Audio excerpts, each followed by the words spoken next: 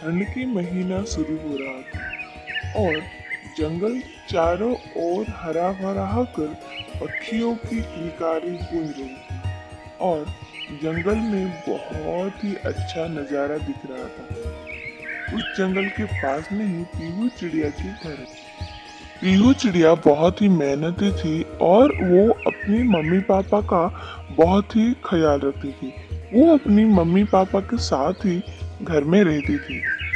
पीहू चिड़िया की मम्मी का नाम था पिकी और उसका पापा का नाम था पीकू।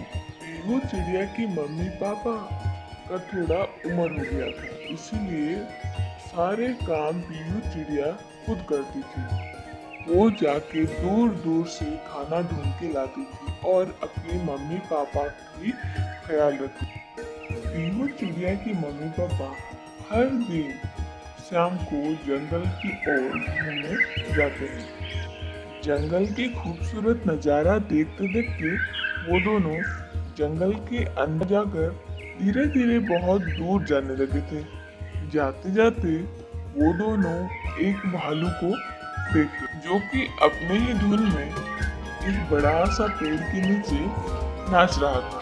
कुछ गुनगुना रहा था और फिर नाच रहा था। ये देखकर पीहू चिड़िया की मम्मी आके बोली कि अरे भालू भैया, आप क्या पागल हो गए हो? अपने ही मन में खुद ही खुद नाच रहे हो। ये बात बोल के वो दोनों उड़ने लगे। तभी भालू पलटकर जवाब देने लगा, अरे जाते कहाँ हो? रुक जाओ, मुझे पागल बोल रहे हो? रुक जाओ, मैं एक दिन तुम्हारे घर में आकर पत्थर फेंक दूंगा। ये बात सुन के वो दोनों जोर जोर से हंसने लगे और उड़ने लगे। पर पीकू चिड़िया की मम्मी के दिमाग में ये भालू के बात घूम रहा था। वो जब घर में जाके खाना खा रहे थे सारे लोग, तभी भी ये बात सोच रही थी। तभी पीकू चिड़िया पूछा कि क्या हुआ? अगर तुम्हारे दिमाग में कोई परेशानी है तो तुम उसके बारे में मत सोचो और चुपचाप सो जाओ। सोने से तुम्हारे दिमाग शांत हो जाएगा।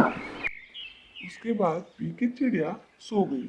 थोड़ी देर सोने के बाद ही वो देखा कि एक सुंदर जगह से एक उड़ता हुआ भालू उड़ते उड़ते उसके घर की तरफ आ रहा था और आकर अचानक उसके घर के ऊपर गिर गया।